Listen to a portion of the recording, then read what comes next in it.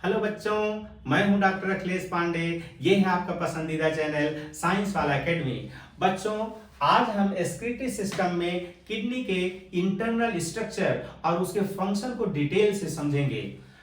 हमारा excretory system उन argon से मिलकर के बना है जो यूरिन के फॉर्मेशन में, यूरिन के स्टोरेज में और यूरिन के एलिमिनेशन में काम आते हैं।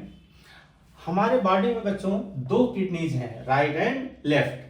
लेफ्ट किडनी थोड़ा सा लिफ्टेड होती है, जो इसकी पोजीशन होती है एब्डोमिनल कैविटी में, और राइट किडनी से थोड़ा सा ऊपर होती है। जो दोनों किडनीज है बच्चों, ये लास्ट जो थोरैकिक वर्टिब्रा है, जो रीढ़ की हड्डी है, जो स्पाइन है, T12, L1, L2 और L3, इसके सामने यानी कि पीछे की तरफ ये तीनों वर्टिब्रेज हैं। इसके बाद किडनी है और आगे की तरफ दो रिब्स हैं। जो लास्ट जो दो रिब्स हैं, पसलियां, जो हम लोग की पसलियां हैं, तो आगे की तरफ, फ्रंट की तरफ दोनों रिब्स हैं और पीछे की तरफ ये वर्टिब्रेज हैं। और इनके बीच में, मतलब इनके बीच में ये किडनी पाई जाती है। तो किडनी इस तरीके से बच्चों प्रोटेक्टेड है दोनों तरफ से, आगे से रिब्स से और पीछे से स्पाइन से। इतना इंपॉर्टेंट ऑर्गन है, इसको प्रोटेक्शन मिलना भी चाहिए बच्चों। और किडनी के जस्ट अबव, जस्ट ऊपर एक कैप की तरीके से एक स्ट्रक्चर है। ये क्या है बच्चों? Adrenal gland. Adrenal gland. Ad माने ऊपर, रीनल माने किडनी। तो चूंकि ये किडनी के ऊपर पोजीशन इसकी होती है, इसलिए इसको बोलते हैं एड्रिनल ग्लैंड। और इस हाइलम से यूरिन बनने के बाद यूरिन बाहर निकलती है और यूरिनरी ब्लैडर, ये जो स्ट्रक्चर है बच्चों, इसको क्या बोलते हैं? Urinary bladder. इसी में यूरिन स्टोर हो जाती है। अगर यूरिनरी ब्लैडर न होता तो यूरिन बनती रहती और यूरेटर के थ्रू नीचे आती और वो कंटिन्यूअस निकलती रहती। ऐसा नहीं होता, यूरिन बनती रहती है और यूरिनरी ब्लैडर में स्टोर होती रहती है।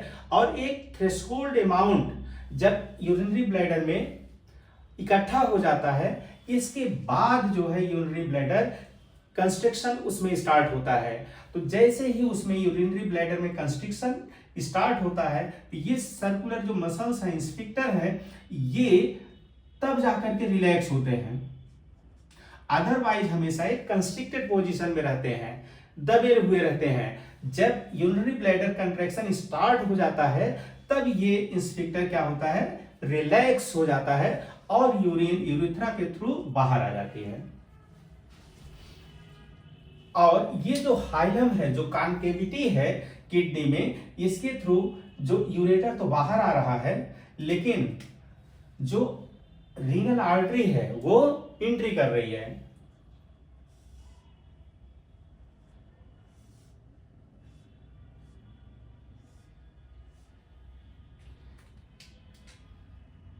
रीनल आर्टरी इसके थ्रू एंट्री कर रही है। ये बच्चों एओर्टा है, डार्सल एओर्टा।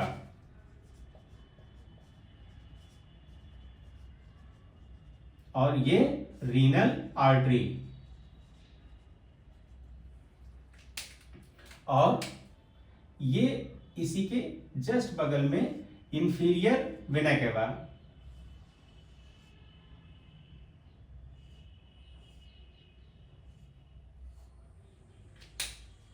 ये क्या है बच्चों? Inferior vena cava. और ये रीनल वेन। Renal vein. तो किडनी में जो ब्लड सप्लाई, जो ब्लड आ रहा रीनल आर्टरी के थ्रू, ये सारे जो जितने भी वेस्ट हैं, जितने भी टॉक्सिन्स हैं, पॉइजन्स हैं, सारे वेस्ट को लेकर के किडनी के पास पहुंचा दे रहा है। अब किडनी फिर क्या कर रही है? उसको फिल्टर करके सारे वेस्ट को, टॉक्सिन्स को, पॉइजनस जो मेटाबोलाइट्स हैं उनको यूरिन में निकाल दे रही है, उनको फिल्टर करके यूरिन में निकाल दे रही है और ब्लड को प्यूरिफाई करके रीनल वेन से फिर बाहर भेज दे रही है, जो कि इंफीरियर वेना कावा के थ्रू फिर ब्लड सर्कुलेशन में हार्ट को पहुंच जाएगा। तो यानी कि रीनल वेन में प्योर ब्लड है, सारी इंप्योरिटी निकल चुकी हैं। इसको याद रखना बच्चों, रीनल वेन में प्योर ब्लड है, प्यूरिफाइड ब्लड है।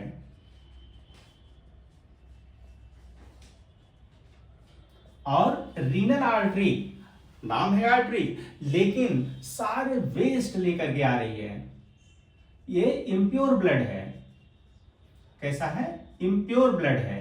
तो सारी इम्प्योरिटी रीनल आर्टरी के थ्रू किडनी को पहुंच रही है। किडनी उसके सारे जो वेस्ट हैं, उसकी सारी जो गंदगी है उसको फिल्टर करके यूरिन के थ्रू बाहर निकाल दे रही है और जो है इस तरीके से हमारे ब्लड को प्यूरिफाई करके रीनल वेन के थ्रू फिर इंफीरियर वेना कावा को पहुंचा दे रही है। इंफीरियर वेना कावा फिर हार्ट को, और हार्ट से फिर उस सर्कुलेशन में फिर प्योर ब्लड जो है सर्कुलेट कर रहा है।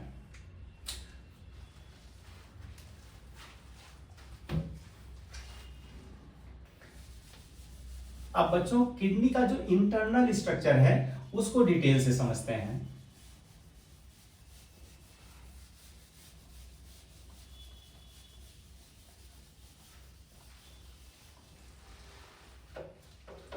किडनी का जो इंटरनल स्ट्रक्चर है उसको डिटेल से समझते हैं।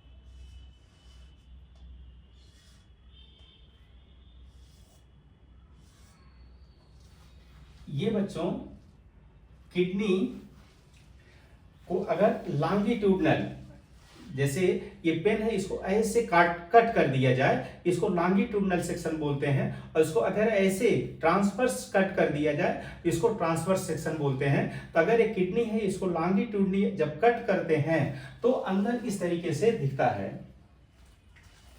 कि सबसे बाहर किडनी के जस्ट बाहर एक प्रोटेक्शन के लिए प्रोटेक्टिव कवरिंग है, जिसको क्या बोलते हैं? कैप्सूल।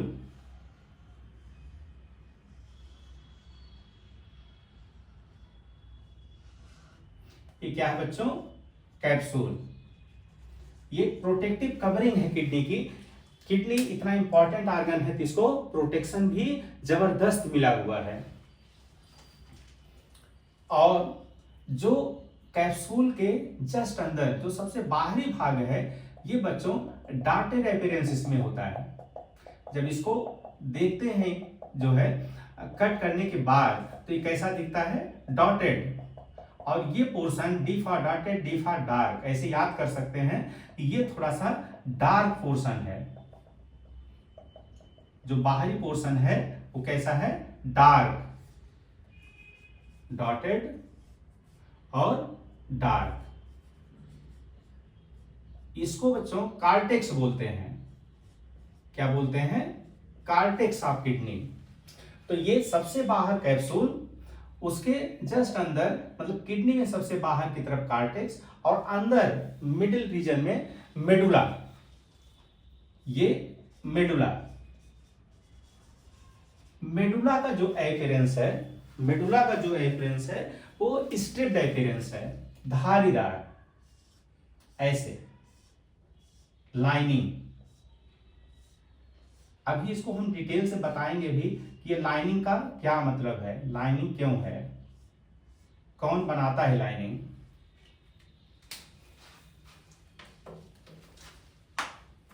तो मेडुला का कैसा अपीयरेंस है? स्ट्रिप्ड अपीयरेंस है, लाइनिंगदार। और ये डार्क पोर्शन है और ये थोड़ा सा हल्का पोर्शन है। और ये जो ट्रायंगुलर स्ट्रक्चर दिख रहा है मेडुला में, इसको बोलते हैं बच्चों मेडुलरी पिरामिड। ये क्या है? मेडुलरी पिरामिड, मेडुला का पिरामिड। पिरामिड बच्चों आपने सुना होगा, पिरामिड किस तरीके से होता है। तो उस चूंकि इसका शेप इन्वर्टेड पिरामिड के तरीके से, इसलिए उसको क्या बोलते हैं? Medullary pyramid.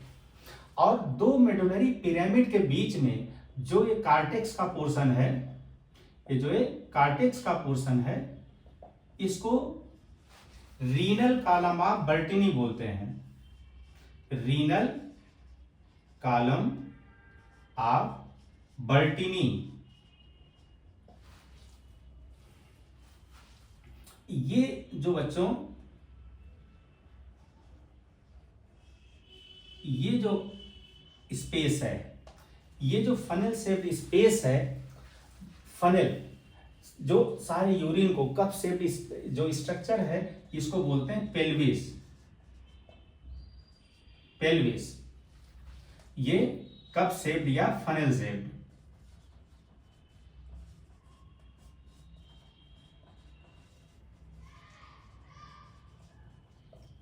ये जो भी किडनी यूरिन बना रही है, उस सब का सब यहाँ पे यूरेटर में आने से पहले कलेक्ट हो जाता है। ये है यूरेटर।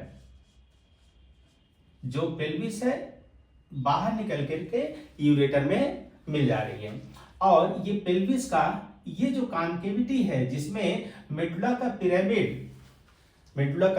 पिरामिड जिसमें इंटर किया हुआ है, इसको कैलिक्स बोलते हैं। इसको कैलिक्स बोलते हैं। और ये जो कोन शेप्ड स्ट्रक्चर है, जो अपेक्स ऑफ मेडुलरी पिरामिड, जो अपेक्स है, इसको पैपिला बोलते हैं। तो मेडुलरी पिरामिड यूरिन को कहां पे भेज दे रहा? पहले कैलिक्स में। सारे कैलिक्स की यूरिन सब कहां इकट्ठा हो जा रही है? पेल्विस में, जो कप शेप्ड स्ट्रक्चर है, कप के आकार का। और फिर वो यूरिन किधर चली जा रही है? यूरेटर में। यूरेटर दोनों जाकर के कहां खुल रहे हैं? यूरिनरी ब्लैडर में। यूरिनरी ब्लैडर से यूरेथ्रा के थ्रू यूरिन बाहर निकल जाती है। तो इस तरीके से बच्चों किडनी के इंटरनल स्ट्रक्चर को याद रखना है कि जब इसको लॉन्गिट्यूडनली कट करते हैं तो बाहर की तरफ डॉटेड कॉर्टेक्स है और अंदर की तरफ मेडुलरी पिरामिड्स है। पिरामिड्स स्ट्राइप्ड अपीयरेंस है और कॉर्टेक्स का डॉटेड अपीयरेंस है। कॉर्टेक्स थोड़ा डार्क होता है और जो मेडुला है, मेडुला क्या होता है? वो लाइटर कलर का होता है। मेडुला लाइटर और कॉर्टेक्स जो डॉटेड है डार्क।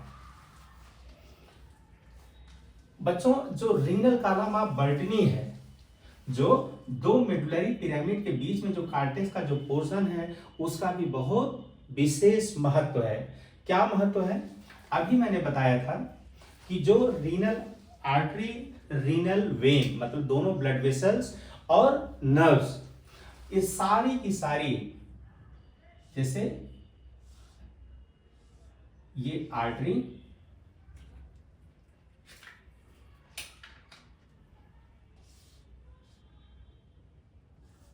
रीनल वेन और नर्व्स, ये तीनों जो है इसी के थ्रू इंटर करती हैं। और बाहर की तरफ जब ये मेडुला के जस्ट ऊपर पहुंचती हैं तो आर्क बना देती हैं। ये आर्क बन गया। तो ये ब्लड वेसल का क्या है? आर्क है। तो ब्लड वेसल्स और नर्व्स, ये दोनों रीनल कॉलम ऑफ बर्टिनी में ये रन करती हैं। बच्चों जो एओर्टा है, ये जब किडनी को सप्लाई करना है तो किस में कन्वर्ट हो गया? रीनल आर्टरी में। रीनल आर्टरी ये सिस्टम है बच्चों कि एओर्टा जब किसी आर्गन को ब्लड सप्लाई करना होता है तो किस में कन्वर्ट हो जाता है? आर्टरी में। और आर्टरीज जब आर्गन तक पहुंच जाती हैं तो आर्गन के अंदर वो आर्गन के हर कोने कोने में ब्लड को सप्लाई करने के लिए वो किस में डिवाइड हो जाती हैं? आर्टरियोल में। Renal artery divided into renal आर्टरियोल। और आर्टरियोल लेन देन के लिए किसमें डिवाइड हो जाती हैं? कैपिलरी में।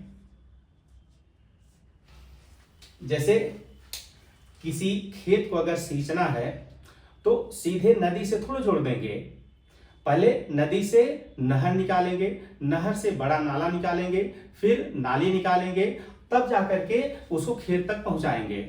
तो वैसे ही सेम एओर्टा पहले आर्टरी में डिवाइड होकर के वो किडनी को सप्लाई करती है थ्रू रीनल आर्टरी, और रीनल आर्टरी किडनी के अंदर तक जो है ब्लड सप्लाई पहुंचाने के लिए आर्टरियोल, ये आर्टरियोल बच्चों, ये जो रीनल कॉलम ऑफ बॉटनी के अंदर जो रन कर रहा हो क्या है? आर्टरियोल है, और ये वेन्यूल है, और ये यहाँ पे आर्च बनाते हैं।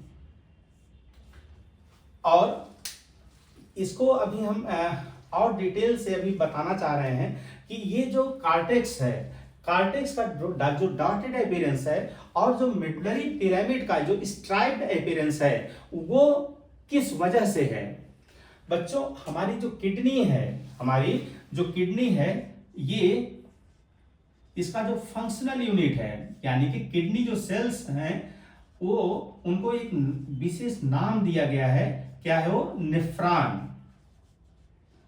क्या है? नेफ्रॉन। तो किडनी सेल्स को नेफ्रॉन बोलते हैं। इसका एक दूसरा नाम भी है यूरिनीफेरस टिब्यूल। Uriniferous tubule. तो नेफ्रॉन के स्ट्रक्चर को अभी डिटेल से समझेंगे कि एक नेफ्रॉन में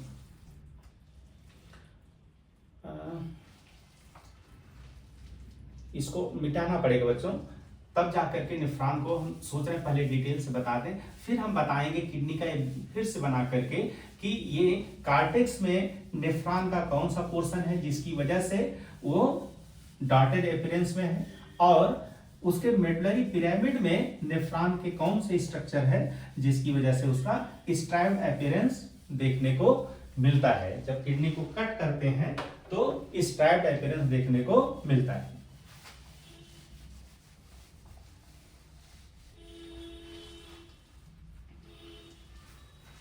अब आते हैं उसके पहले नेफ्रॉन के स्ट्रक्चर को अच्छे से डिटेल से समझना है कि नेफ्रॉन जो किडनी सेल्स हैं वो उनका इंटरनल स्ट्रक्चर क्या है।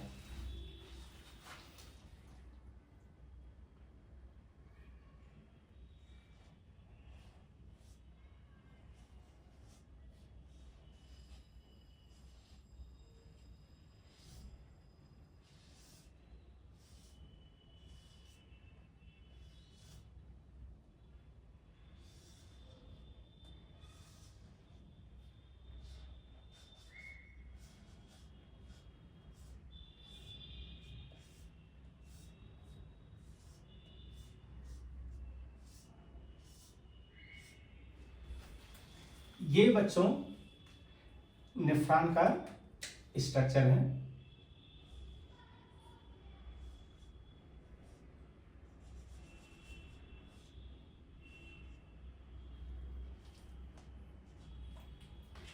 ये रीनल आर्टरियोल है। क्या है? रीनल आर्टरियोल। तो जो रीनल आर्टरियोल जो नेफ्रॉन को ब्लड ले आ रहा है, जो ब्लड ला रहा है, उसको बोलते हैं अफरेंट आर्टरियोल। क्या बोलते हैं? अफरेंट। आ रहा ब्लड लेकर के, अफरेंट आर्टरियोल। और जो ब्लड को लेके बाहर जा रहा है उसको बोलते हैं इफरेंट आर्टरियोल।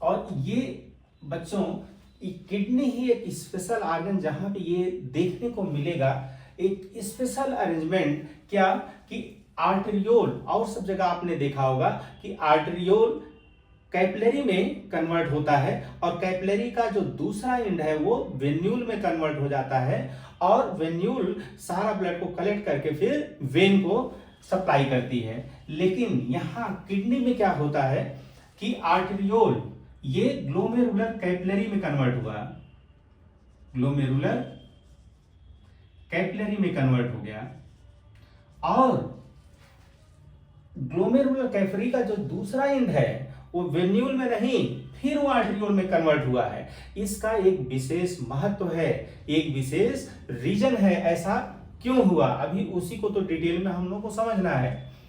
और इफरेंट आर्टेरियोल फिर दोबारा फिर कैपिलरी नेटवर्क में कन्वर्ट होती है। ये जो इफरेंट आर्टेरियोल है फिर दोबारा कैपिलरी नेटवर्क में कन्वर्ट हो जाती है।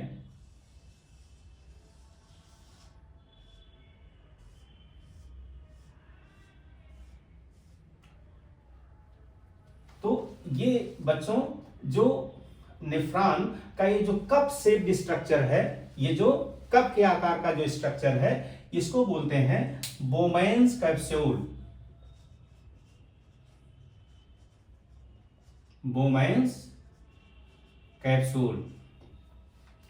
और इसके बाद ये जो कन्वोल्यूशंस हैं, ये जो कन्वोल्यूटेड स्ट्रक्चर है, चूंकि ये नेफ्रॉन के शुरुआत में ही है, इसके प्रॉक्सिमिटी में है, इसलिए इसको बोलते हैं proximal convoluted tubule, PCT. Proximal चूंकि नजदीक में है और चूंकि ये कन्वोल्यूटेड है इसलिए इसको बोलते हैं कन्वोल्यूटेड। और ट्यूबुलर स्ट्रक्चर है इसके लिए इसको बोलते हैं ट्यूबुल। तो सबसे पहले बोमेन्स कैप्सूल, इसके बाद प्रॉक्सिमल कन्वोल्यूटेड ट्यूबुल और ये जो हेयर पिन लाइक स्ट्रक्चर है, जो लेडीज हेयर पिन लगाती हैं, हेयर पिन यू शेप, ऐसे हेयर पिन लाइक जो स्ट्रक्चर है वो क्या है, हेनलीज लूप। ये यू शेप्ड स्ट्रक्चर है और कैसा, hair pin like.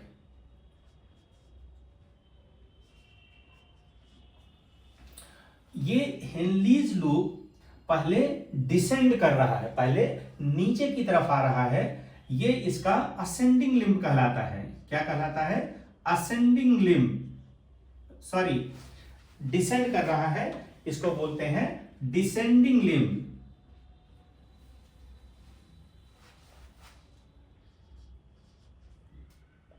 Descending limb. और ये असेंड जब जो हेनलीज लूप का जो पार्ट ऊपर की तरफ असेंड कर रहा है वो शुरुआत में उसका थिन सेगमेंट है, कैसा है, पतला सेगमेंट है, thin segment of ascending limb of Henle's loop. और ये जो थिक सेगमेंट है, जो थोड़ा सा मोटा सेगमेंट है, इसको बोलते हैं thick segment of ascending limb of Henle's loop. ये जो थिक सेगमेंट फिर एंड करता है फिर कन्वोल्यूशंस में, इसको बोलते हैं distal convoluted tubule, distal convoluted tubule. और डिस्टल कन्वोल्यूटेड ट्यूब्यूल फिर यूरिन को कहां पहुंचा देता है, कलेक्टिंग डक्ट में, कलेक्टिंग डक्ट में।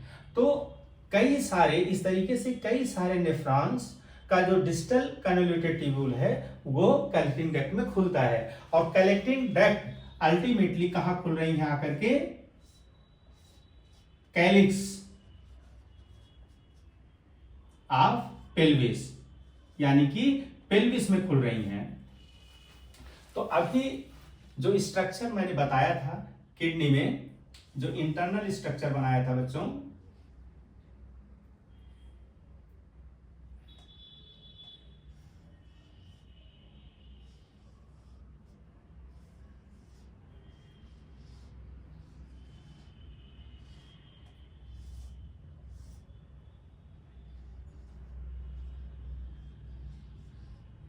ये मैंने बताया था पेल्विस है, ये कैलिक्स है ये मेडुलरी पिरामिड है और ये कॉर्टेक्स है। और मेडुलरी पिरामिड क्या बना रहा, मेडुला को। मैंने बताया था कि जो मेडुला है, मेडुलरी पिरामिड है, उसका स्ट्राइप्ड अपीयरेंस उसमें देखने को मिलता है।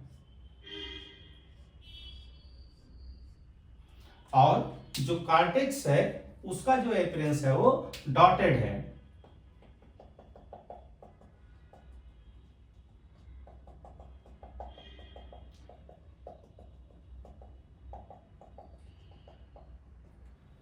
तो यहीं पे बच्चों हम आप लोगों को समझाना चाह रहे हैं कि ये अपीयरेंस जो डॉटेड अपीयरेंस है, जो स्ट्राइप्ड अपीयरेंस है, किसकी वजह से है।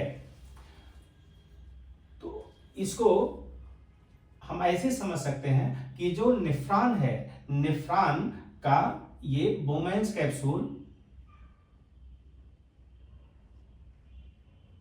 पीसीटी,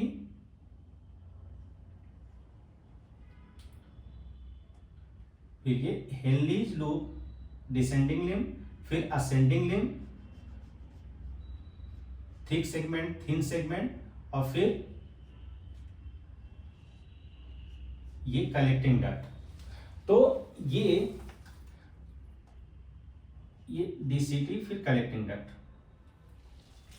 तो जो और ये इसमें ग्लोमेरुलस, ये इफरेंट आर्टरियोल और ये अफरेंट आर्टरियोल, और ये आर्टरियोल इसी जो रीनल कॉलम ऑफ बेटनी जो सेगमेंट, जो कार्टेक्स का जो सेगमेंट जो है, ये दोनों मेडुलरी पिरामिड के बीच में है, उसी के थ्रू ये जो आर्टरियोल है ये एंट्री कर रहा है। तो ये जो अफरेंट आर्टरियोल है कैपिलरी में कन्वर्ट हो रहा है, कैपिलरी नेटवर्क जिसको ग्लोमेरुलस बोलते हैं। और इसके बाद ये जो ग्लोमेरुलस को जो कंटेन किया हुआ है cup shaped structure of kidney, जिसको कि बोमेन्स कैप्सूल बोलते हैं। और बोमेन्स कैप्सूल के जो आगे जो स्ट्रक्चर है, प्रॉक्सिमल कन्वोल्यूटेड ट्यूब्यूल, फिर Henle's loop, descending limb, ascending limb, फिर डीसीटी और फिर कलेक्टिंग डक्ट। तो इसमें से आप लोग देख रहे होंगे कि जो बोमेन्स कैप्सूल और पीसीटी और DCT, Bowman's capsule, PCT, DCT और थोड़ा सा पोर्शन किसका, कलेक्टिंग डक्ट का, ये कहां पर है, ये कॉर्टेक्स में है, कॉर्टिकल रीजन में है।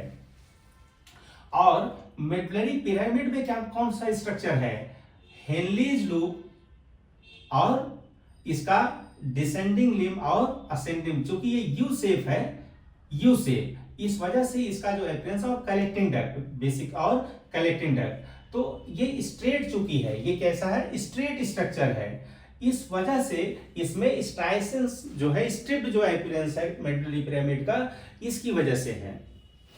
तो ये इंपॉर्टेंट, बहुत ही इंपॉर्टेंट स्ट्रक्चर है। ये समझाने के लिए, सरल तरीके से आपको समझाने के लिए, विजुलाइज कराने के लिए मैंने इस तरीके से बनाया है।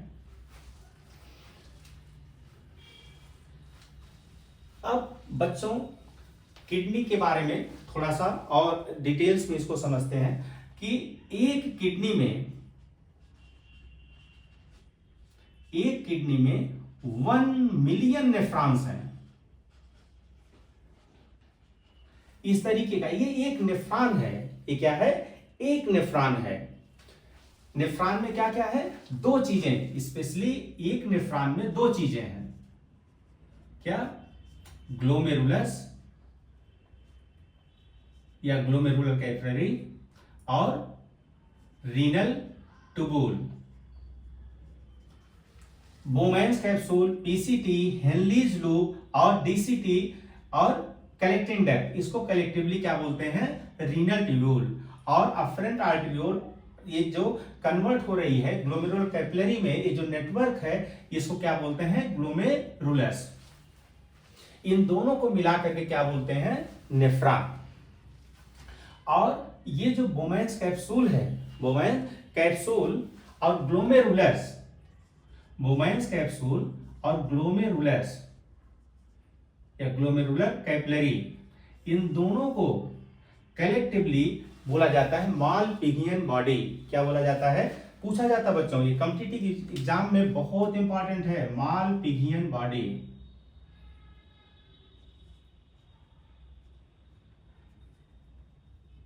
इसको रीनल कार्पसल भी एक नाम दिया गया है, रीनल कार्पसल।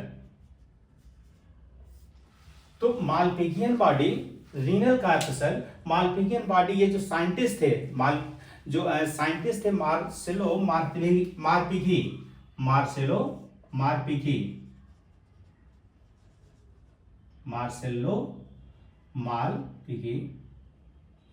ये साइंटिस्ट थे जिन्होंने इसको खोजा था, उन्हीं के नाम पे इसका नाम पड़ा है मालपिघियन बॉडी या रीनल कार्पसल। तो बोमेन्स कैप्सूल और ग्लोमेरुलस दोनों को कलेक्टिवली क्या बोला जाता है, मालपिघियन बॉडी। और नेफ्रॉन को दो पार्ट में डिवाइड कर सकते हैं, ग्लोमेरुलस और रीनल ट्यूब्यूल। और मैंने बोला था नेफ्रॉन को एक और नाम से बुलाया जाता है, क्या, यूरिनी फेरस ट्यूबूल। सब इंपॉर्टेंट है, ये सारे नाम इंपॉर्टेंट है, सब कभी न कभी कॉम्पिटिटिव एग्जाम में पूछे गए हैं। तो एक किडनी में इस तरीके का 1 मिलियन नेफ्रॉन है, 1 मिलियन नेफ्रॉन है। और एक किडनी का जो साइज है, एक किडनी का जो साइज है वो 10 से 12 सेंटीमीटर, 10 से 12 सेंटीमीटर उसकी लंबाई है और 5 to 7 सेंटीमीटर उसकी चौड़ाई है और 2 to 3 सेंटीमीटर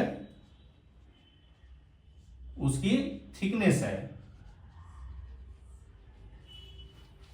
और एक नेफ्रॉन यानी कि किडनी सेल जिससे किडनी बनी है, फंक्शनल यूनिट ऑफ किडनी, इसकी जो लंबाई है 4 to 5 सेंटीमीटर, 4 to 5 सेंटीमीटर। और एक किडनी में कितने नेफ्रॉन है, 1 मिलियन।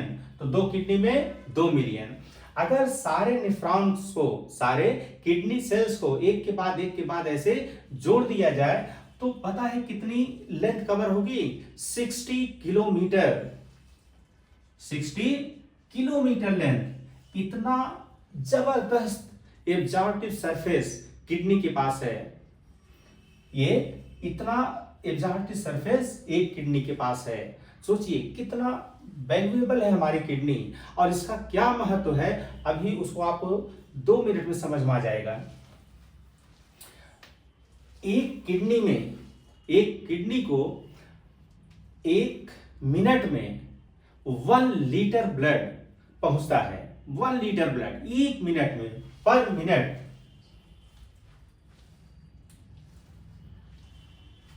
सो कहां लिखे हैं,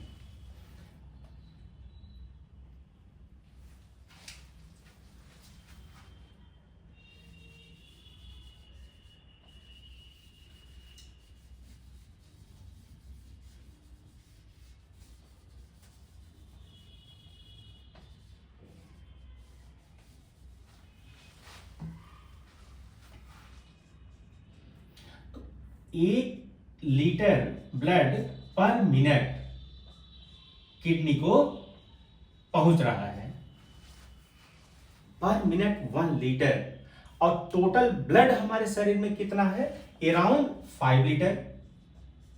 और यही 5 लीटर ब्लड हमारे हार्ट से 1 मिनट में सर्कुलेट होता है। तो हमारा हार्ट भी पर मिनट कितना ब्लड सर्कुलेट करा रहा है, 5 लीटर। और उसका 1/5, 1 लीटर मतलब 1/5, टोटल 5 लीटर, 1/5 ऑफ ब्लड कहां पहुंच रहा है, पर मिनट किडनी को पहुंच रहा है।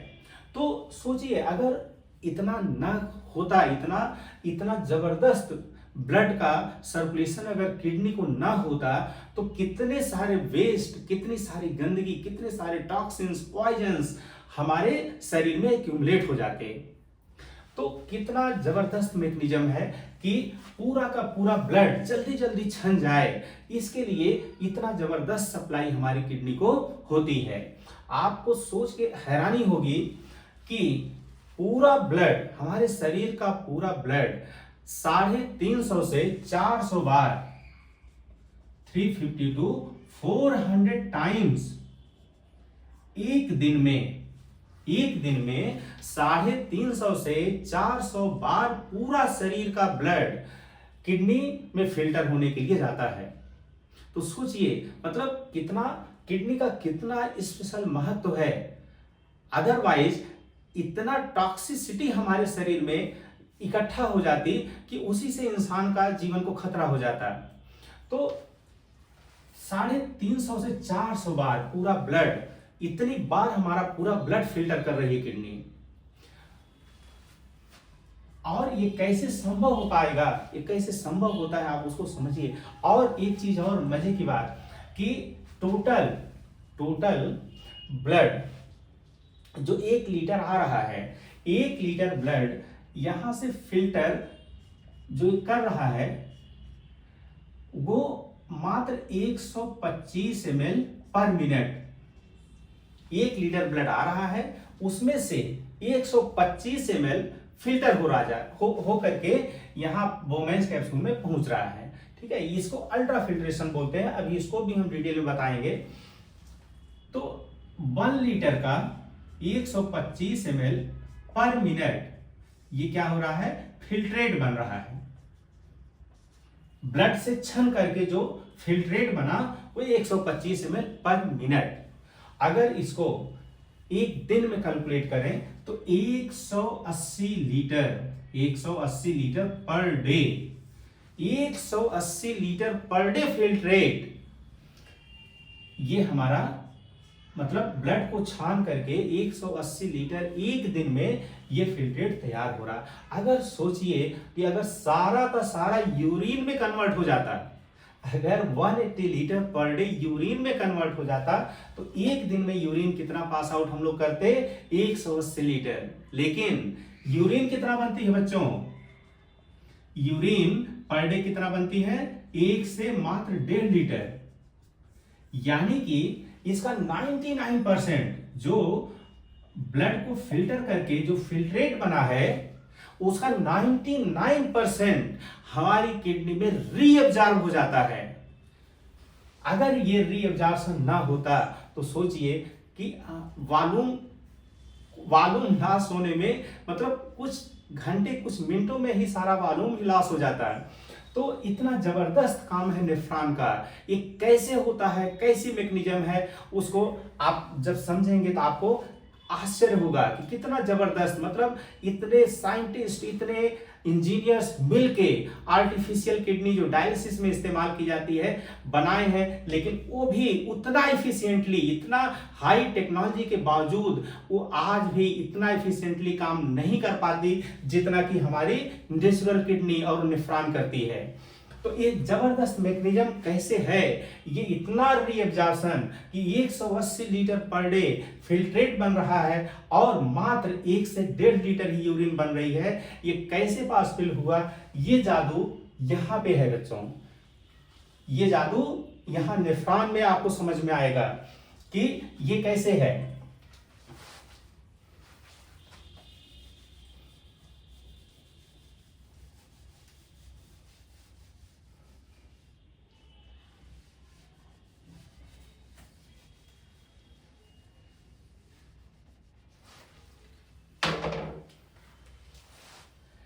ये जादू यहां से आपको समझ में आएगा कि जो अफरेंट आर्टरियोल, आप ध्यान से देखिए, इसका ल्यूमेन मैंने ज्यादा बनाया है, इसका ल्यूमेन ज्यादा बनाया है और इफरेंट आर्टरियोल का जो ल्यूमेन है ये कम बनाया है।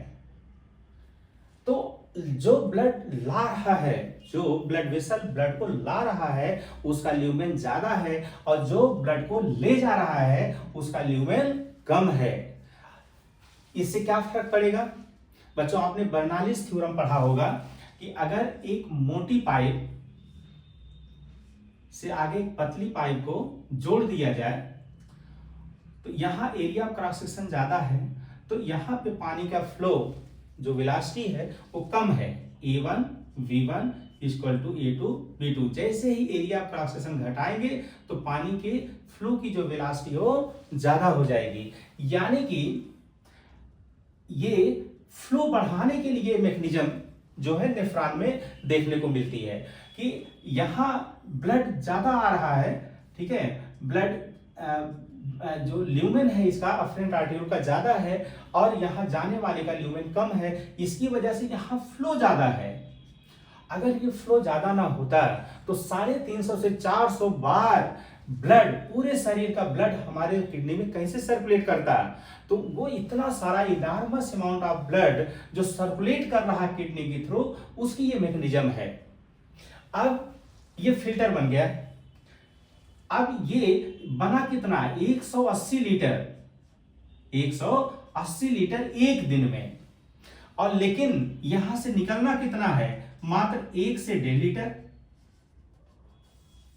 इसका मतलब कि यहां से यहां तक में ही सबका सर्व रीएब्जॉर्ब हो जाना है, 99% रीएब्जॉर्ब हो जाना है। उसके लिए ही ये आपको अब समझ में आया होगा कि ये अफरेंट आर्टेरियोल कैपिलरी नेटवर्क में कन्वर्ट होने के बाद इसका जो दूसरा एंड है वेन्यूल में कन्वर्ट नहीं हुआ, किसमें हुआ, आर्टेरियोल में। क्यों? क्योंकि बाद में फिर इसको अभी कैपिलरी नेटवर्क में कन्वर्ट होना है। ये जो कैपिलरी नेटवर्क है जो ट्यूब्यूल के चारों तरफ फैली हुई है, इसको क्या बोलते हैं, पेरी ट्यूबुलर, पेरी माने अराउंड, ट्यूब्यूल के अराउंड जो कैपिलरी नेटवर्क है उसको बोलते हैं पेरी ट्यूबुलर कैपिलरी नेटवर्क।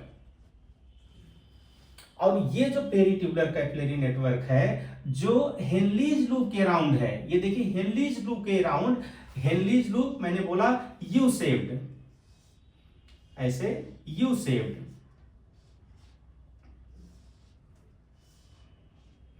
ये थिक सेगमेंट असेंडिंग लिम्ब का, ये थिन सेगमेंट असेंडिंग लिम्ब का, और ये डिसेंडिंग लिम्ब, ये हेनलीज लूप है। और इसके चारों तरफ ऐसे इसके राउंड यू शेप में ब्लड वेसल भी,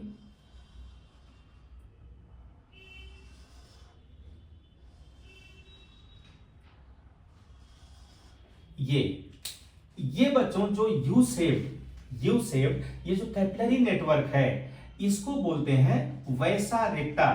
इसका एक स्पेशल नाम है, क्या है, वैसा रेक्टा, बहुत इंपॉर्टेंट है, याद रखिए इसको। ये भी यू शेप्ड है, ये भी यू शेप्ड है। इसका क्या महत्व है, बहुत बड़ा महत्व, इसमें बहुत बड़ा रहस्य छुपा हुआ है। ये यू शेप्ड जो कैपिलरी नेटवर्क है जो हेनलीज लूप के जो पैरेलल चल रहा है, ठीक है, हेनलीज लूप में जो यूरिन का फ्लो कैसे है, नीचे की तरफ, डिसेंडिंग लिम्ब में नीचे की तरफ, और फिर ये ऊपर की तरफ, फिर ये ऊपर की तरफ, और ये फिर डीसीटी में, डीसीटी से फिर कलेक्टिंग डक्ट में, और ब्लड ये जो कैपिलरी है इसमें नीचे की तरफ, क्योंकि ऊपर से नीचे की तरफ ये आ रही है, फिर ऊपर जा रही है, तो यहां पर नीचे की तरफ, फिर ये नीचे की तरफ, और फिर ये ऊपर की तरफ। यानी कि ध्यान से देखिए, आपको एक चीज इसमें दिख रहा होगा कि यूरिन जब ऊपर की ओर जा रही है तो उसके बगल में जो ब्लड वेसल है जो कैपिलरी है उसमें ब्लड नीचे की ओर आ रहा है। इसको बोलते हैं काउंटर करंट। दोनों उल्टी धारा में अगर यूरिन ऊपर जा रही है तो ब्लड नीचे आ रहा है, और जब यूरिन नीचे आ रही है तो ब्लड ऊपर जा रहा है। तो ये जो काउंटर करंट पैदा हो रही है, काउंटर करंट जो पैदा हो रही है वही रिस्पॉन्सिबल है कंसंट्रेट यूरिन बनाने के लिए। जो कंसंट्रेटेड यूरिन, यानी कि जो हेनलीज लूप की जो लेंथ है, हेनलीज लूप जितना नीचे तक जाएगा, जितना उसकी लंबाई होगी, उतना यूरिन कंसंट्रेटेड ज्यादा होगी। तो length of Henle's loop directly proportional to concentration of urine. इसीलिए बच्चों जिन एनिमल्स में, जैसे कैमल्स, ऊंट, उनको बहुत ज्यादा पानी के कंजर्वेशन की जरूरत, क्योंकि रेगिस्तान में होते हैं, वहां पानी मिलता नहीं, तो जितना ज्यादा पानी को कंजर्व करने की जरूरत है उतना उनका हेनलीज लूप लंबा होगा।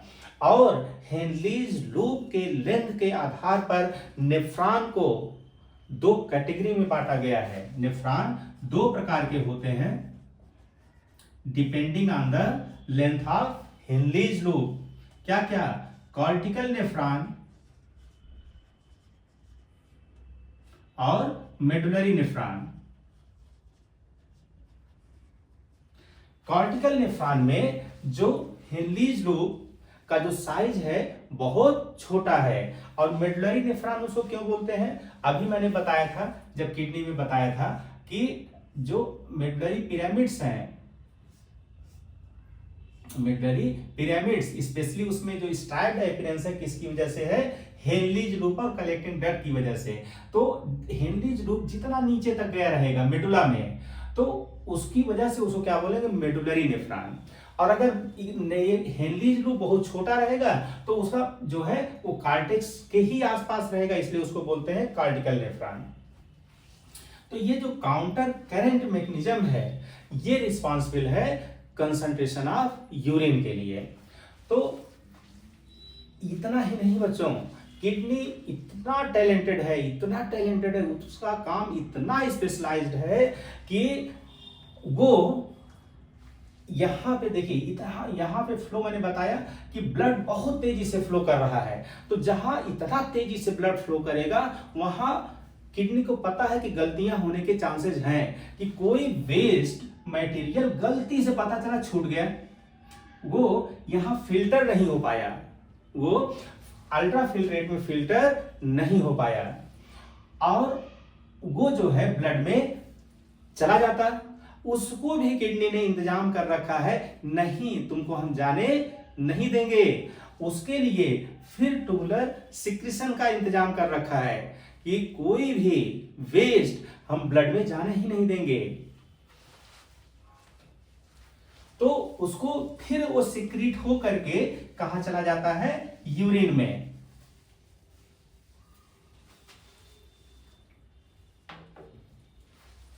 उसको बोलते हैं ट्यूबुलर सिक्रीशन। इसको बच्चों इस तरीके से, सरल तरीके से हम लोग समझ सकते हैं। ये बोमेंस कैप्सूल है,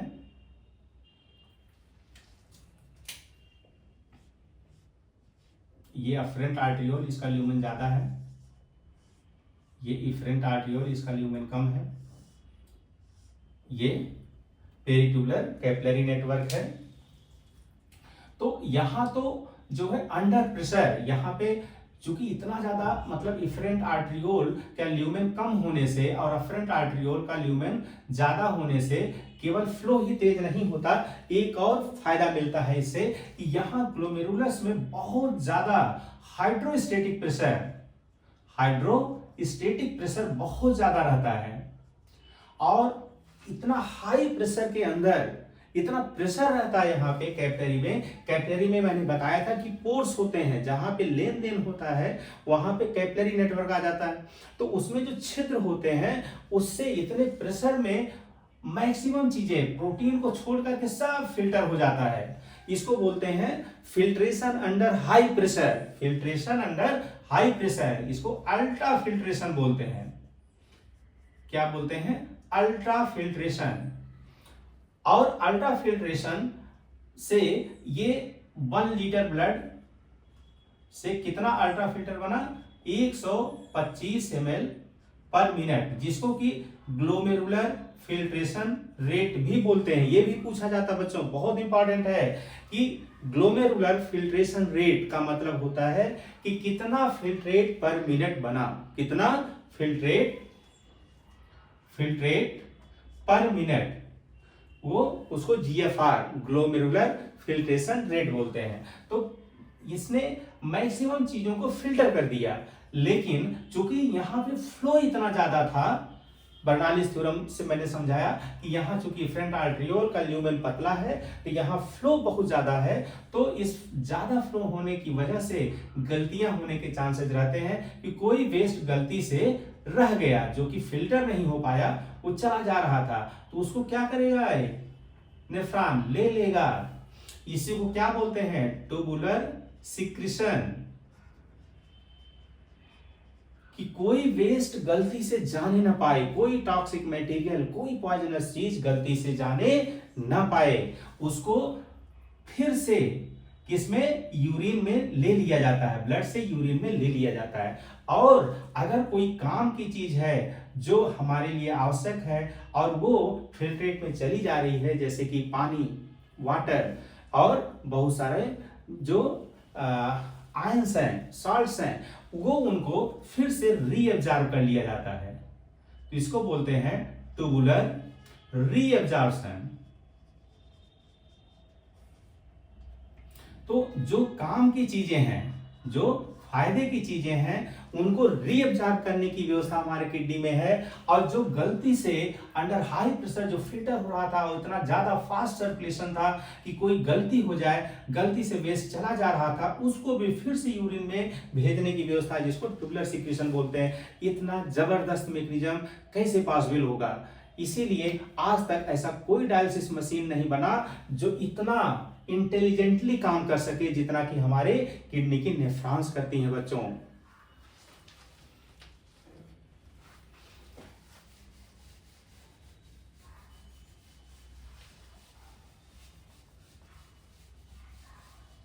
तो अब आपको समझ में आया होगा कि किस तरीके से हमारा ब्लड इतना एफिशिएंटली किडनी फिल्टर कर देती है और एक भी वेस्ट हमारे शरीर में एक्यूमुलेट ना हो पाए, इसके लिए किडनी में 350 से 400 बार हमारा पूरा का पूरा शरीर का ब्लड फिल्टर होने को पहुंचता है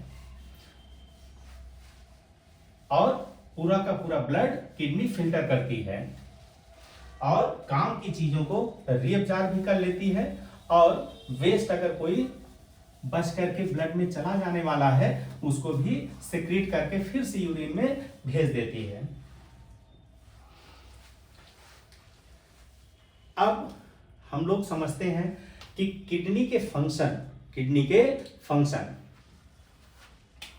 बच्चों, आज मैं आप लोगों को 10 इंपॉर्टेंट फंक्शन बताने वाला हूं।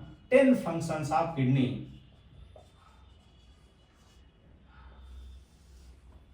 अक्सर लोगों के दिमाग में यही रहता है कि किडनी केवल फिल्टर करने का काम करती है, जो गंदगी है ब्लड की उसको छानने का काम करती है और हमारे ब्लड को साफ करती है। लेकिन इसके अलावा भी बहुत सारे इंपॉर्टेंट किडनी के फंक्शंस हैं। किडनी, आप ऐसे इसको आप समझ सकते हो, किडनी का एक्सक्रीटरी फंक्शन तो सबको पता है, एक्सक्रीटरी फंक्शन। किडनी का एंडोक्राइन फंक्शन भी है, किडनी हार्मोन्स भी निकालती है। और किडनी का मेटाबॉलिक फंक्शन भी है, वो ग्लूकोनियोजेंसिस करती है, ग्लूकोज बनाती है। किडनी ग्लूकोज का फॉर्मेशन करती, ग्लूकोनियोजेंसिस जैसे लीवर करता था वैसे किडनी ग्लूकोनियोजेंसिस करती है। और किडनी का एक और काम है होमियोस्टैटिक फंक्शन।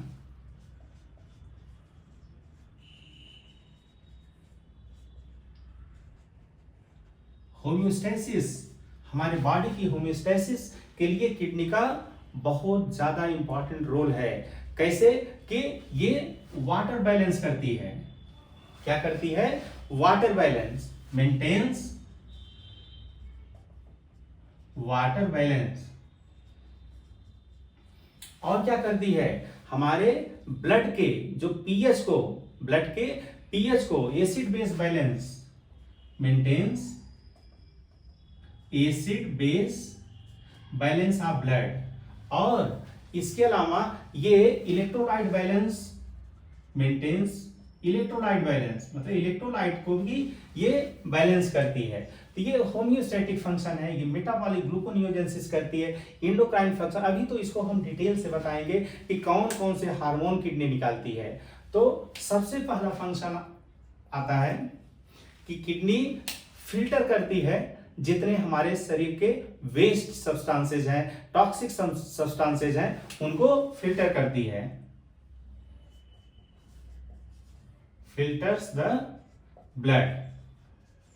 और जितनी भी वेस्ट चीजें हैं, टॉक्सिक हैं, पॉइजन्स हैं, जितने भी मेटाबोलाइट्स ऐसे हैं जो हमारे शरीर में अगर एक्यूमुलेट हो पाते और तो हमारे शरीर को नुकसान पहुंचाते, उनको सबको ब्लड से छान करके यूरिन के थ्रू शरीर के बाहर निकाल देती है। दूसरा काम करती है, it regulates the pH of blood.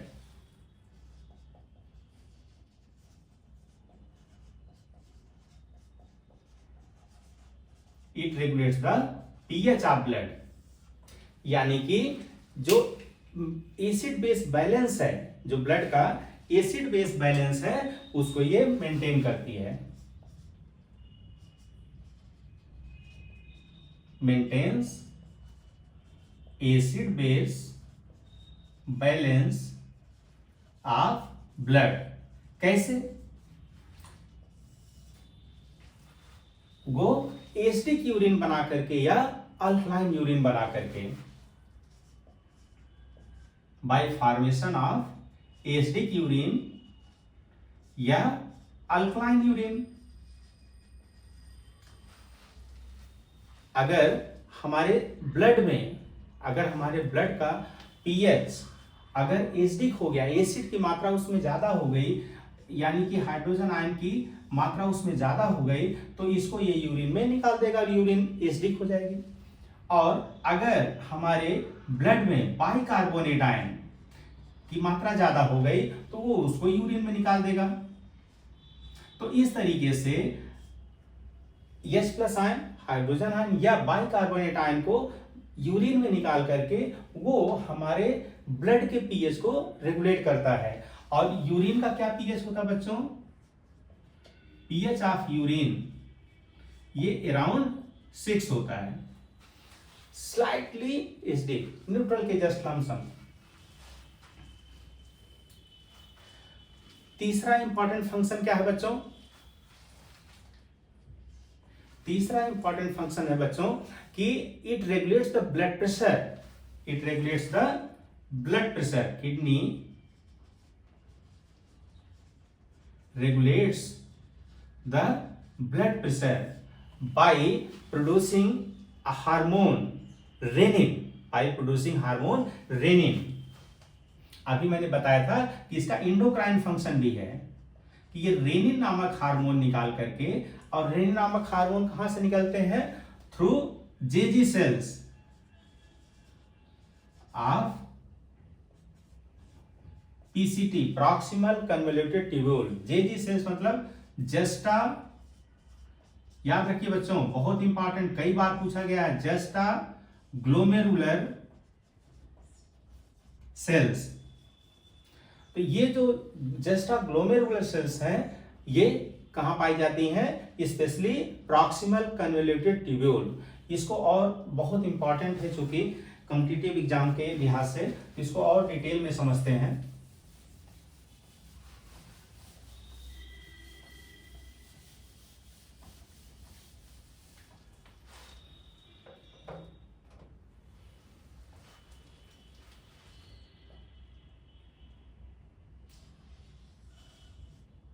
ये कप शेप स्ट्रक्चर है बच्चों।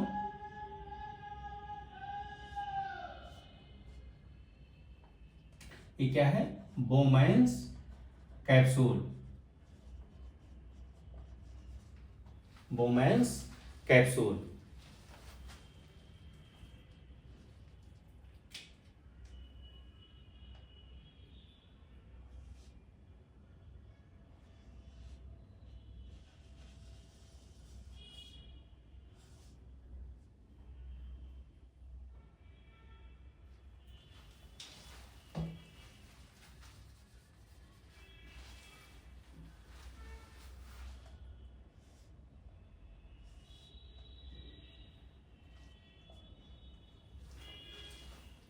सॉरी बच्चों, एक चीज हमने अभी गलत बता दिया था। ये है अफरेंट आर्ट्रियोल और ये है इफरेंट आर्ट्रियोल।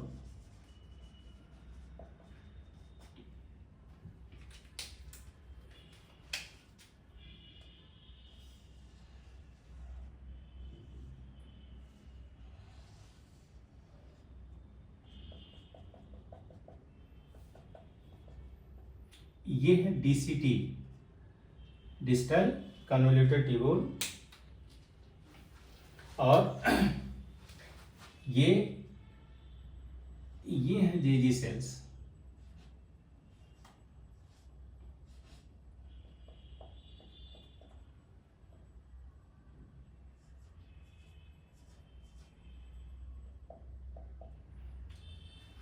इनको ग्रैनुलर सेल्स भी बोला जाता है, जस्ट जो है जेजी सेल्स या ग्रैनुलर सेल्स भी बोला जाता है।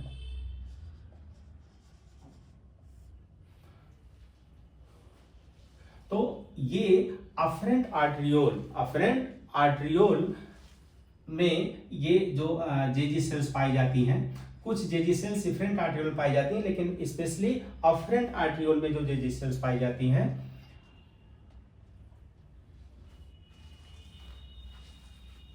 वो रिस्पॉन्सिबल हैं रेनिन सिक्रीशन के लिए।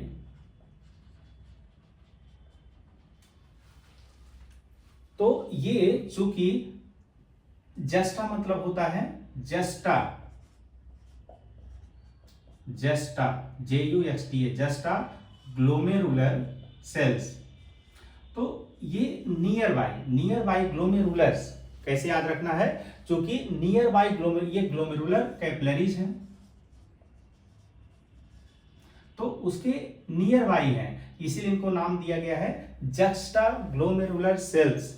तो यही सीक्रेट करती हैं रेनिन हार्मोन ये करता क्या है, जैसे ही बच्चों इसको कहते हैं renal auto regulation of blood pressure या GFR। तो ग्लोमेरुलर कैपिलरी में कितना ब्लड प्रेशर होगा ये हमारी किडनीज खुद रेगुलेट कर लेती हैं।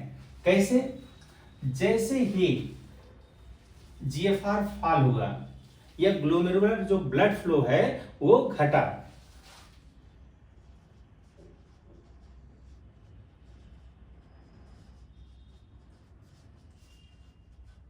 ग्लोमेरुलर ब्लड फ्लो अगर घट गया या GFR घट गया, ग्लोमेरुलर फिल्ट्रेशन रेट कम हो गया, या अगर ग्लोमेरुलर ब्लड प्रेशर घट गया, इन तीनों में से अगर कुछ भी घटता है, या ये जो डिस्टल कन्वोल्यूटेड ट्यूब्यूल्स की जो सेल्स हैं इनको बोला जाता है मैकुला डेंसा सेल्स। बहुत इंपॉर्टेंट है, कई बार पूछा गया है मैकुला डेंसा सेल। इनको साल्ट सेंसर भी बोलते हैं, साल्ट सेंसर, ये साल्ट को सेंस करती हैं। साल्ट किसके लिए रिस्पॉन्सिबल होते हैं, ऑस्मोटिक प्रेशर के लिए। तो अगर fall in osmolarity in filtrate, कहां पे, डिस्टल कन्वोल्यूटेड ट्यूब्यूल्स। तो डिस्टल कन्वोल्यूटेड ट्यूब्यूल की अगर ऑस्मोलैरिटी में फॉल होता है, या ग्लोमेरुलर जो कैपिलरीज हैं उनमें ब्लड फ्लो घटता है, या ग्लोमेरुलर फिल्ट्रेशन रेट कम होता है, ये GFR है, या ग्लोमेरुलर ब्लड प्रेशर घटता है। ब्लड प्रेशर घटेगा तो फिल्ट्रेशन रेट भी कम हो जाएगा। मैंने अभी बताया था कि ये इतना इंटेंस हाइड्रोस्टेटिक ब्लड प्रेशर की वजह से ही ये फिल्ट्रेशन रेट इतना हाई है कि 180 लीटर पर डे फिल्ट्रेट तैयार हो जाता है। तो अगर ये घटता है तो तुरंत जो जेजी सेल्स हैं ये दोनों ही मिलकर के क्या करते हैं, जेजी सेल्स को एक्टिवेट कर देते हैं, जेजी सेल्स को एक्टिवेट कर देते हैं for the secretion of renin. और रेनिन करता क्या है, renin RAAS renin angiotensin aldosterone system के थ्रू ये फिर से ब्लड प्रेशर को, ग्लोमेरुलर्स के अंदर जो ब्लड प्रेशर है उसको फिर से रेगुलेट कर देता, मेंटेन कर देता। कैसे कि एंजियोटेंसिनोजेन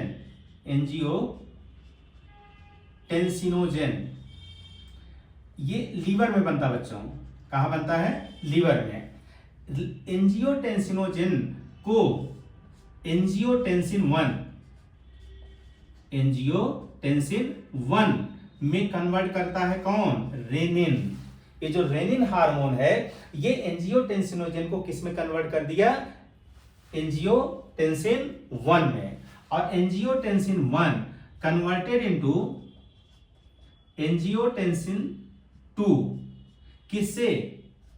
एस, मतलब एंजियोटेंसिन कन्वर्टिंग एंजाइम।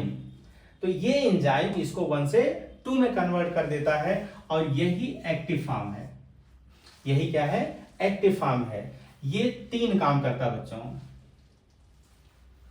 ये इसके 3 काम है। क्या?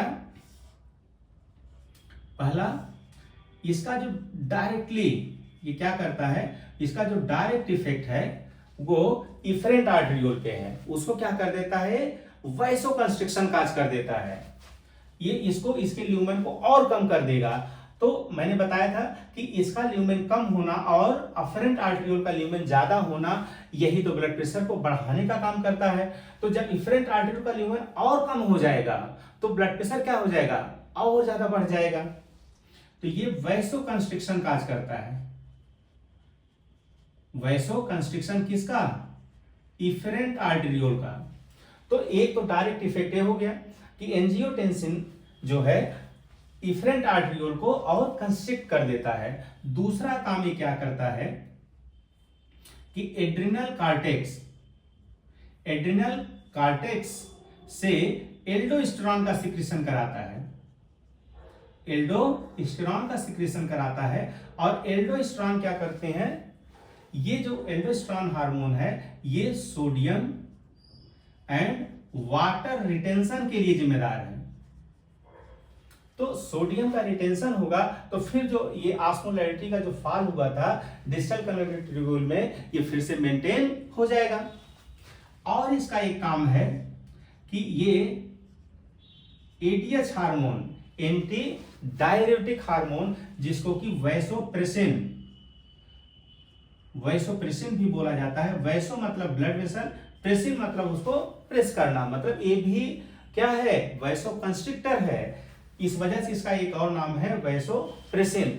एटीएच के बारे में एक इंपॉर्टेंट इंफॉर्मेशन है बच्चों, यही बता दें कि जो एटीएच हार्मोन है, अगर आपसे कभी एग्जाम में ये पूछा जाए कि इसको प्रोड्यूस कौन करता है, तो इसका जो प्रोडक्शन है बच्चों हाइपोथैलेमस में होता है। कहां होता है? हाइपोथैलेमस में होता है। हाइपोथैलेमस इसको प्रोड्यूस करता है और उसको फिर भेज देता है पोस्टीरियर पिट्यूटरी के पास, जहां पे वो स्टोर रहता है और समय आने पे वो उसको रिलीज कर देता है। तो रिलीज पोस्टीरियर पिट्यूटरी से होता है, लेकिन इसका प्रोडक्शन कहां होता है? हाइपोथैलेमस में। और एड्रिनल कार्टेक्स, एड्रिनल मैंने बताया था किडनी के ऊपर, किडनी के जैसे ये किडनीज हैं और इसके ऊपर जो कैप लाइक स्ट्रक्चर है वो क्या है? Adrenal gland. तो जैसे किडनी में मैंने बताया कि इंटरनल स्ट्रक्चर कि बाहर की तरफ कार्टेक्स है और अंदर मेडुला, बाहर कार्टेक्स अंदर मेडुला, वैसे जो एड्रिनल ग्लैंड्स हैं बच्चों, वो वहां का भी इंटरनल स्ट्रक्चर जस्ट किडनी की तरीके से ही होता है कि बाहर की तरफ कार्टेक्स और अंदर की तरफ मेडुला। ये जो रेड है वो मेडुला। और जैसे किडनी में एक कैप्सूल था, वैसे इसके बाहर भी एक कैप्सूलर कवरिंग होती है प्रोटेक्शन के लिए। तो बाहर कार्टेक्स और अंदर की तरफ एड्रिनल मेडुला। कार्टेक्स बच्चों 3 हार्मोन, इंपॉर्टेंट हार्मोन निकालता है।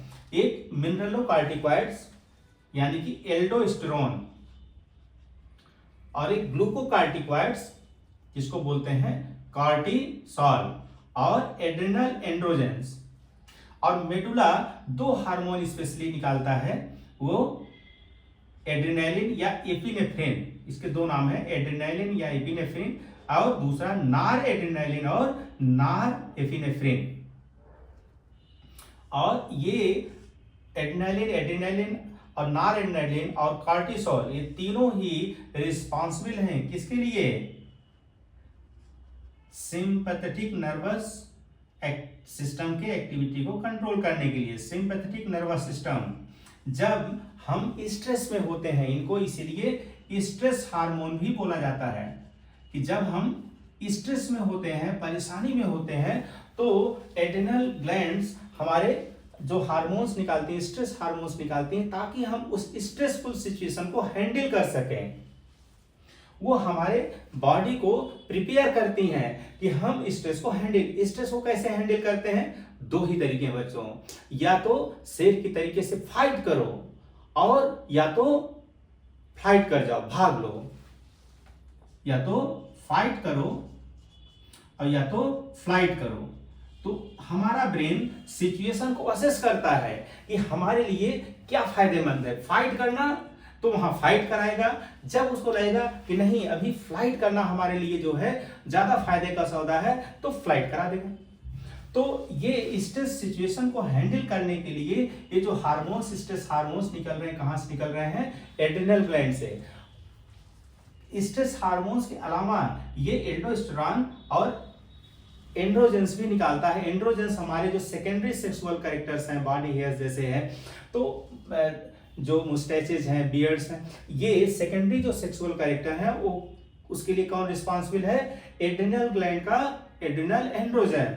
और एल्डोस्टेरॉन, जब हमने यहाँ पे बताया कि एल्डोस्टेरॉन क्या काम करता है? सोडियम और वाटर के रिटेंशन के लिए जिम्मेदार है। तो ये ऑस्मो रेगुलेशन करता है। क्या करता है? ऑस्मो रेगुलेशन करता है, ऑस्मोटिक प्रेशर को मेंटेन करता है। तो ये एंजियोटेंसिन जो क्या कर रहा है कि ये एक तो इफरेंट आर्टरियोल के ल्यूमेन को और कम कर दे रहा है, जिसकी वजह से यहाँ ब्लड प्रेशर और बढ़ जा रहा है, और ये थ्रू एल्डोस्टेरॉन क्या कर रहा है कि ऑस्मोटिक प्रेशर को भी बैलेंस कर रहा है। और एंटी डायूरेटिक मतलब डायूरेसिस मतलब होता है यूरिन का ज्यादा बनना, यूरिन का निकलना। एंटी मतलब ज्यादा यूरिन ना बनने दे, ज्यादा यूरिन ना बनने दे।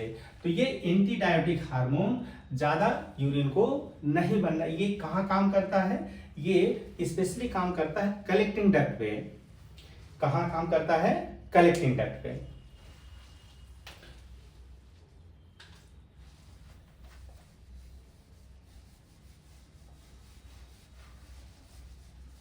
तो ये बच्चों था, ये पूरा जो जस्टाग्लोमेरुलर सेल्स और ये जो हमने बनाया स्ट्रक्चर, इसको हम एक नाम देते हैं जस्टाग्लोमेरुलर एपरेटस। जस्टाग्लोमेरुलर एपरेटस, जेजी एपरेटस। तो ये बहुत इंपॉर्टेंट है, एग्जाम्स के लिए भी बहुत इंपॉर्टेंट है, बोर्ड के एग्जाम के लिए भी और कॉम्पिटिटिव एग्जाम के लिए भी। इसलिए इसको अच्छे से मैंने डिटेल में सरल तरीके से आप लोगों को समझाया। अच्छा, इसके तो उसमें आपने देखा कि दो चीजें, जेजी सेल्स ये क्या कर रही हैं? ये क्या सेंस करती हैं? Sense the BP. और मैकुला डेंसा सेल ये क्या सेंस कर रही हैं? Sense the osmotic pressure. इसको याद रखना है, ठीक है। इसके अलावा किडनी का एक और फंक्शन है कि it stimulates the production of RBC. Red blood cell भी किडनी बनाता है। कैसे? एक हार्मोन को प्रोड्यूस करके, इरिथ्रोपोइटिन नामक हार्मोन को बना करके किडनी आरबीसी भी बनाता है। सोचिए उसका कितना इंपॉर्टेंट काम। इसीलिए जो क्रॉनिक किडनी डिजीज के जो पेशेंट होते हैं उनमें क्या हो जाता है? एनीमिया, रेड सेल्स उनमें कम हो जाती हैं और क्या कंडीशन पैदा हो जाती है? एनीमिया। इसके अलावा किडनी का और क्या इंपॉर्टेंट काम है? Kidney regulates the blood glucose level, specially कब? फास्टिंग के दौरान, स्टारवेशन या फास्टिंग। जब काफी समय से हम भोजन न किए हों, भोजन न मिला हो, तो उस दौरान किडनी ब्लड ग्लूकोज को बनाती है, उसको क्या बोलते हैं, ग्लूकोनियोजेंसिस। ग्लूकोनियोजेंसिस, जैसे कि हमारे लीवर में ग्लूकोनियोजेंसिस होता है, तो ये अमीनो एसिड ग्लूटामीन से क्या बना देती है, नया ग्लूकोज, और ब्लड ग्लूकोज लेवल को मेंटेन कर देती है। तो कितना इंपॉर्टेंट काम है, ये ब्लड ग्लूकोज के लेवल को भी रेगुलेट करती है। इसके अलावा किडनी का एक और बड़ा इंपॉर्टेंट काम है, it maintains the blood osmolarity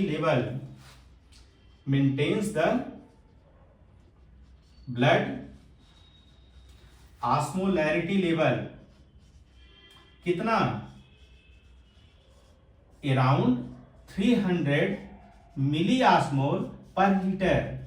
तो ये ऑस्मोलैरिटी का जो ब्लड का ऑस्मोलैरिटी का जो लेवल है, ये 300 मिली ऑस्मोल पर लीटर के राउंड मेंटेन करती है। और वो कैसे, किडनी में क्या पाए जाते हैं, ऑस्मो रिसेप्टर्स, क्या पाए जाते हैं, ऑस्मो रिसेप्टर्स। तो ऑस्मो रिसेप्टर्स के थ्रू वो सेंस करती है कि क्या ऑस्मोलैरिटी लेवल है, और वो मेंटेन करने का, ब्लड के ऑस्मोलैरिटी लेवल को मेंटेन करने का काम करती है by conserving the ions, salts.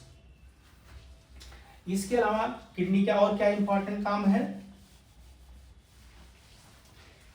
Kidney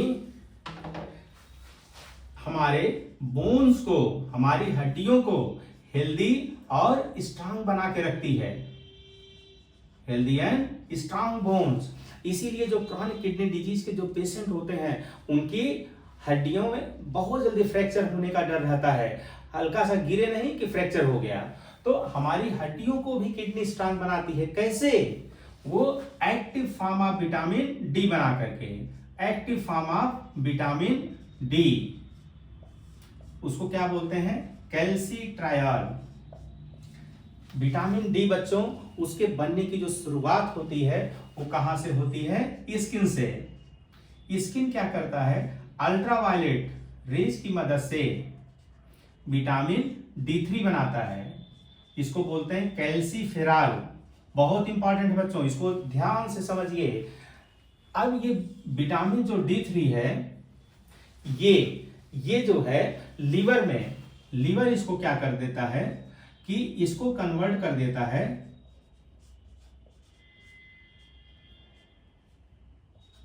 25OH vitamin D3 में, और ये कन्वर्ट हो जाता है 125 विटामिन D3 कहां पे, किडनी में। इसी को कैल्सीट्रायल बोलते हैं। तो शुरुआत स्किन में हुई, फिर वो कन्वर्ट होता है इस फॉर्म में लीवर में, और लास्ट में किडनी उसको एक्टिव फॉर्म में कन्वर्ट कर देती है। तो मेन तो एक्टिव फॉर्म यही है जो काम करेगा। इसका काम क्या होता है, विटामिन डी का जो मेन काम है वो इंटेस्टाइन में है, कि जो भोजन में कैल्शियम और जो फास्फोरस है, फास्फेट है, उसका जो एब्जॉर्प्शन है बिना विटामिन डी के प्रेजेंस के नहीं होगा।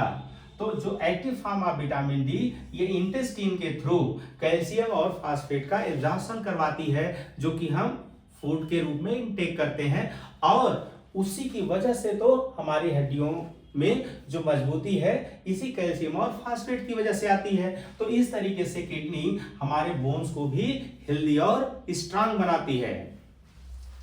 इसके अलावा किडनी का और क्या काम है, किडनी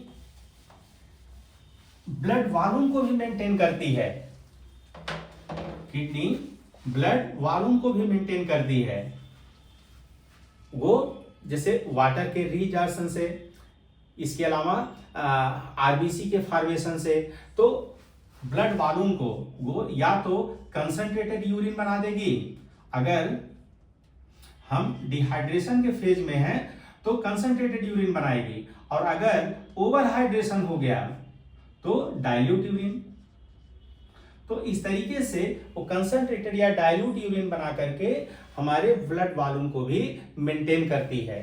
इसके अलावा kidney also regulates the ionic composition of blood.